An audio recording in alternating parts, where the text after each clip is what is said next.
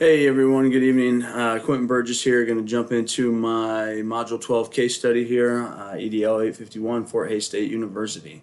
So in our case study, let me see if this is going to go ahead, perfect.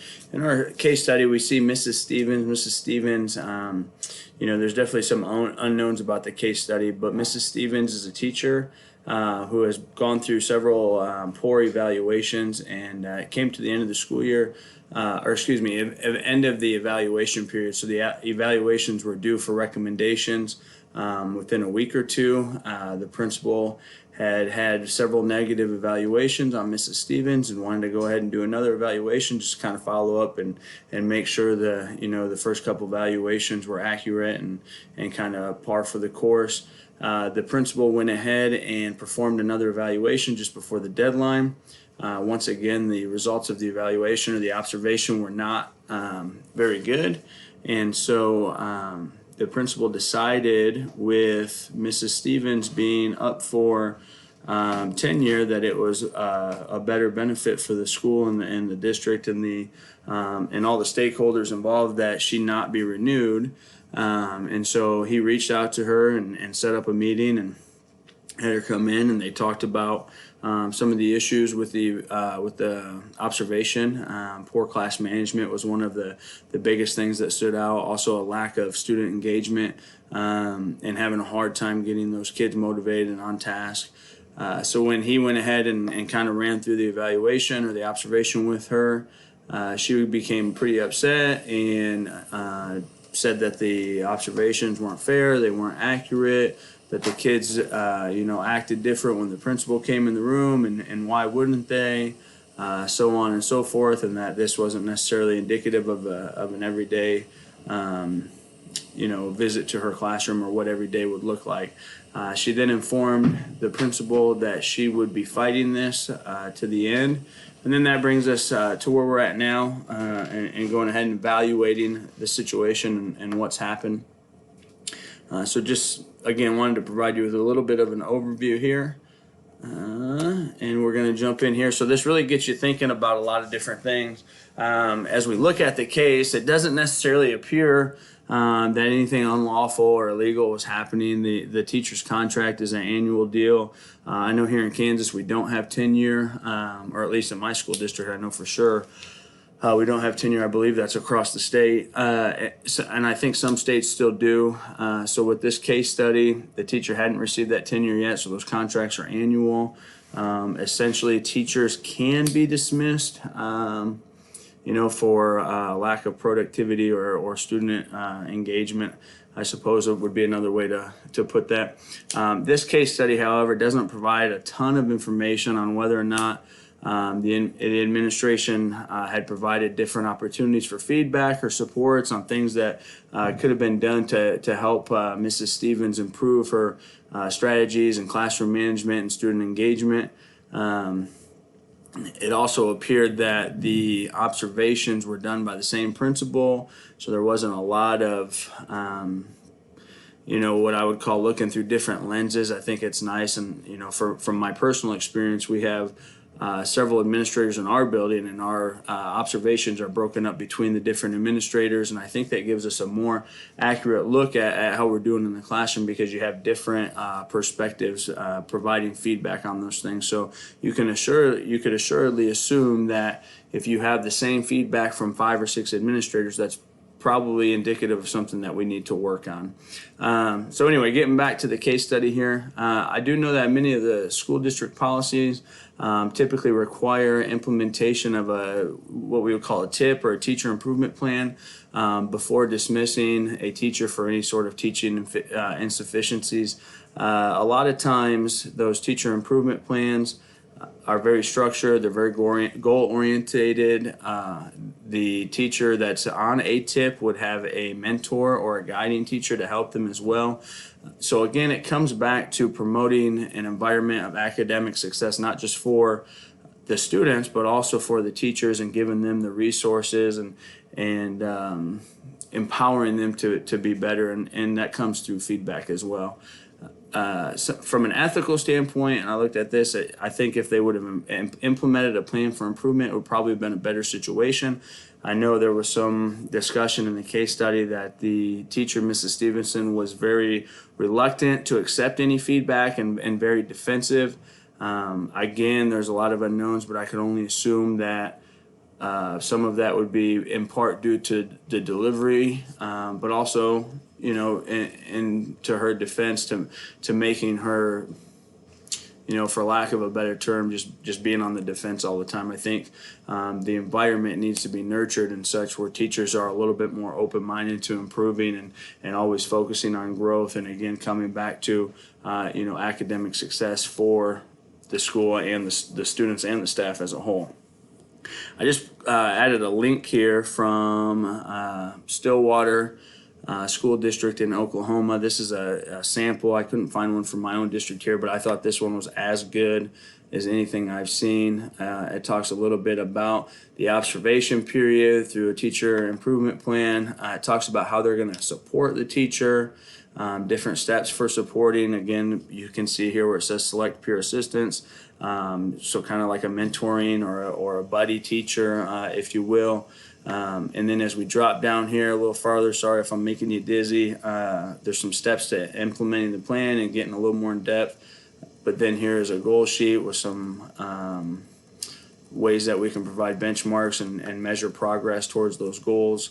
And again, just kind of setting teachers up, especially if they're struggling to be successful, and making sure that we exhaust all of those avenues for adult learning and professional development, professional learning for our staff. As we continue to kind of break this down and think, I know that Will's probably going to make you dizzy, so I'm going to slide through this pretty quick on this slide here. But a breach of contract, from my perspective, would only have occurred if there was some sort of a stipulation in the Board of Education policies or the Department of Education policies there in the state where Mrs. Stevenson was teaching. If I am of the presumption that she was teaching here in Kansas, it is an annual contract. You can be dismissed for a lack of student engagement or student involvement. However, there's a lot of other things that come as a result of dismissing teachers for those things that we'll get into here in a little bit. But I don't really see any problems with the contract or the legalities of the decision made in the case study.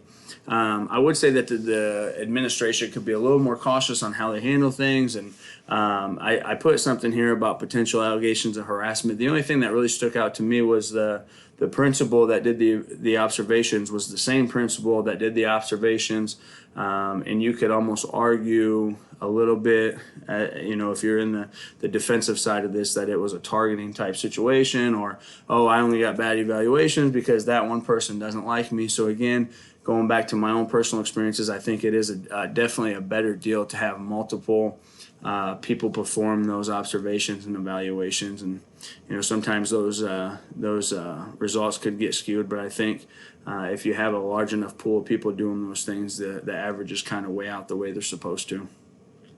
One of the snippets I got here is it is pretty rare for teachers to get dismissed for poor instructional performance, and even though it's lawful, it just doesn't happen very often. Again, I think this comes down to the fact that it is hard to find teachers that want to stay in the profession. It is hard to retain them. It's hard to find that talent. And so I think once we get people that are actually in the building, it's an easier thing and probably a more productive thing to find ways to help them improve rather than looking to replace them when things aren't going very well. Now, sometimes you definitely got to outweigh the pros and cons in those situations. And if a teacher does something, extreme, obviously that's a different situation than just a poor performance review. And then going back to these observations, and we talked a lot about these observations through the program here, it's a pretty typical thought or a pretty typical notion that observations tend to leave administrators lacking confidence and not really providing a very objective way of looking at teacher performance, and sometimes those results are skewed through those things. But again, I think the system and making sure that we're constructing observation or evaluation systems that are appropriate and do kind of what they're supposed to do or are designed for is important. If you look at the observation rubric here in the case study, it is very, very vague, it is very subjective, and it does not provide opportunities for feedback or really even detail in regards to what was going on through the observation outside of the report back from the principal. To kind of sum this whole thing up, I wrote lack of support or lack of initiative and desire. When teachers get non-renewed, who's to blame? And so I think it comes down to, again, where's your brain go on this? What's your mindset on this? Does it come down to the school, the administration, the policies that are set in place, just not bringing enough to the table to help struggling teachers? Or is it a matter of the teacher not having an initiative or a desire? And when these teachers get non-renewed, which again is pretty rare, who's to blame or where's the fault lie? I think there's a lot of different ways you could look at this situation. I know that in the case study, it definitely did not help Mrs. Stevens' case that she was pretty defensive on everything and didn't seem initially very open to feedback. But she also stated that she never got any help. She never got any support. And so if I never got any support and I never got any guidance as a teacher, and then the next thing I know, I'm getting a poor review right at the end of the evaluation period, I'd probably be pretty upset too.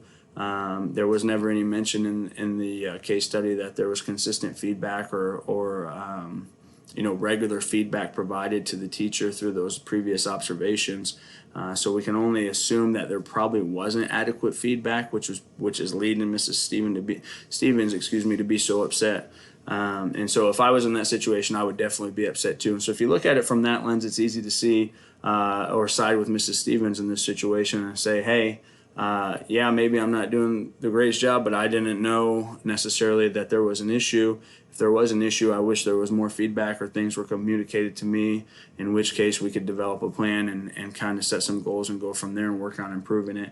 And then now all of a sudden this whole thing has come to an abrupt kind of blow up or an abrupt end, and it's probably coming as a shock, which is increasing emotions and definitely putting up walls and barriers, which are not good for the environment and the culture of the school.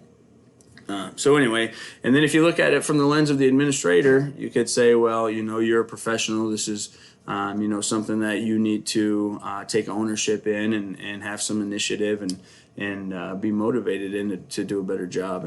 And so again, it's kind of a two-sided coin here, but it really comes down to where your brain goes when we talk about these things. The facts, so just looking at this, some of the facts that support Mrs. Stevens here on the left of my screen. The teacher received several poor evaluations over the course of the school year. The teacher was actually pretty resistant to feedback. Again, there's some subjectiveness to that whole piece of information.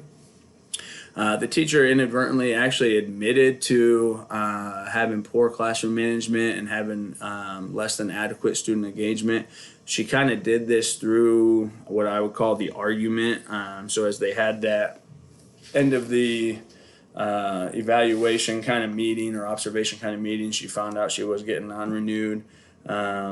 She was like, yeah, okay, well, maybe these things aren't going well, but I never got any support. I never got anything from you guys to help with this either. So she does have a point, but she did, in a way, kind of admit that those things were, in fact, happening.